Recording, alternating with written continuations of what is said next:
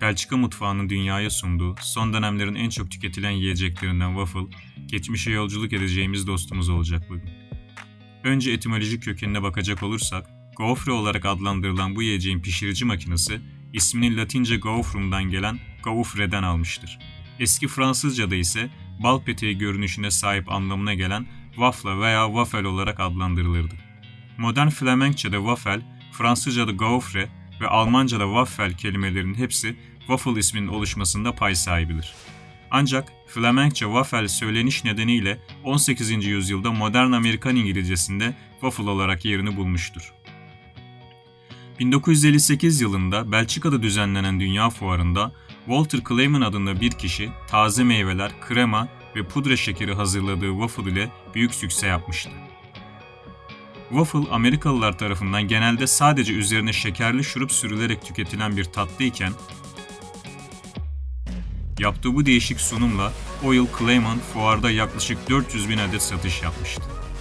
Clayman, 1962 yılında Seattle'da düzenlenen Dünya Fuarı'nda waffle satış yapmak için tekrar bir stand açmıştı. Bu sefer satışlarında ona yardım etmeleri için eşini ve 2 kızını da getirmişti. Fuarda 2 waffle standı açmıştı. Biri Dünya Bulvarı'nda, diğeri de Uluslararası Çeşme'de.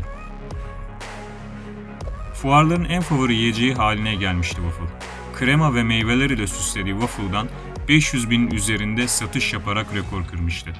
Çileği standart meyve olarak kullanırken zaman zaman onun yerine ananas da kullanmıştı. Tüm bu dikkat çekici çalışmaların ürünü olarak her geçen yıl popüler hale geldi waffle. Fuar sonrasında Smithy's Pancake House in Seattle olarak lisans almış ve Seattle'da bulunan üniversitenin yanına Belgian Waffle Chalet ismiyle dükkan açmıştır. Clayman daha sonraları Kaliforniya'da da Belgian Waffle dükkanını açmış, hemen ardından Belgian Waffle House şirketini kurmak üzere hazırlıklara başlamıştır. Ama waffle için Clayman'dan daha öncesine gitmemiz gerekiyor.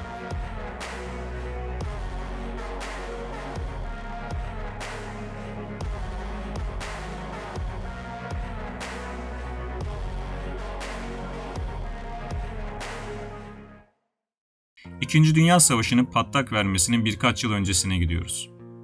Brüksel'de yaşayan bir çift, Maurice Vermersch ve eşi her zaman yaptıkları waffle tarifinde bir değişiklik yapmak isterler ve hamuru kabartmak için maya eklemeye karar verirler. Sonuç oldukça tatmin edici ve farklıdır. Hamurun mayalanması sonucunda waffle artık daha kabarık ve lezzetlidir. Bu yeni keşfettikleri lezzeti önce aile ve arkadaşlarıyla paylaşan çift, daha sonra 1960'da Dünya Brüksel Fuarı'nda açtıkları standta bu lezzeti Brüksellilere tanıtır. Waffle tabii ki de çok sevilir. Bu tanıtım sonrasında Vermersch'in waffle'ın ünü gittikçe yayılmaya başlar. Yeni waffle restoranları açılır. Bu başarıyı takiben Vermersch ve ailesi bu yeni waffle'ı tanıtmak üzere 1964'te Dünya New York Fuarı'na giderler. Avrupa'dan gelen bu yeni tatlı Amerika'da büyük beğeni toplar. O yıllarda Brüksel'i çok da tanımayan Amerikalılara bu waffle Belçika waffle'ı olarak tanıtılır. İşte günümüzde Amerika'da da sevilerek tüketilen Belçika waffle'ı Amerikalılarla ve tüm dünya ile bu şekilde tanışmıştır. Waffle özellikle Brüksel sokaklarında dolaşırken kokusunu duyacağınız ve peşinden sürüklenmekten kendinizi alamayacağınız bir lezzet. Belçika'da waffle yemek için çok sayıda seçeneğiniz var. Dilerseniz bir restoranda oturup çatal bıçağınızı kullanarak waffle yiyebilir, dilerseniz de sokaklarda kurulan waffle standlarından bir waffle alıp şehri dolaşırken bu lezzetli tatlının keyfine varabilirsiniz. Ayrıca İsveç'te baharın geldiği gün olan 25 Mart'ta waffle günü kutlanır. Waffle temelde yumurta, un, süt, şeker ve mayanın karıştırılmasıyla yapılır. Fakat malzemelerin miktarına ve türüne göre tatlarda değişiklikler olur. Hamurunu pişirdikten sonra geriye kalan tüm hamleler sizin zevkinize kalmıştır. Tadacağınız waffle'ı dilediğiniz şekilde renklendirmek ve tatlandırmak için çeşit çeşit soslardan, çikolatalardan, marmelatlardan, kuru ve taze meyvelerden, kuru yemişlerden, reçellerden faydalanabilirsiniz.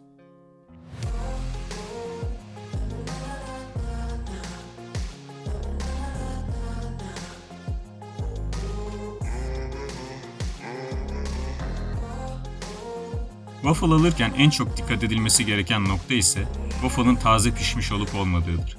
Taze pişmiş ve orta sıcaklıkta bir waffle en ideali olarak dile getirilir. Ev yapımı waffle tarifinden bahsedelim mi biraz da? Yumurta ve şekeri rengi açılıp köpürene kadar çırpın. Üzerine süt, kabartma tozu, vanilin, un, tuz ve sıvı yağ ekleyip çırpmaya devam edin. Waffle ya da tost makinesini kızdırın ve yağlayın. Hazırladığınız harçtan bir kepçe kadar dökün. Makinenin kapağını kapattıktan sonra orta ısıda aralarda kontrol ederek pişirme işlemini gerçekleştirin. Hazırladığınız waffle karışımı bitene kadar aynı işlemi tekrarlayın. Renk alıp dışı çıtır içi daha yumuşak kıvamda kalarak pişen waffle'ları servis tabağına alın. Çikolata, fındık kreması, çilek ve muz dilimleri ekleyip Hindistan cevizi, Antep fıstığı ve dövülmüş fındık serpiştirip sevdiklerinizle afiyetle tüketin.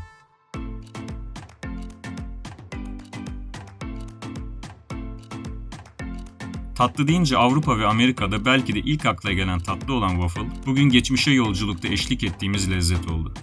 Mutlulukla doğru orantılı bir tatlı olan waffle iyi ki var. Kanalımıza abone değilseniz abone olmayı, içeriği beğendiyseniz beğen butonuna basmayı unutmayın.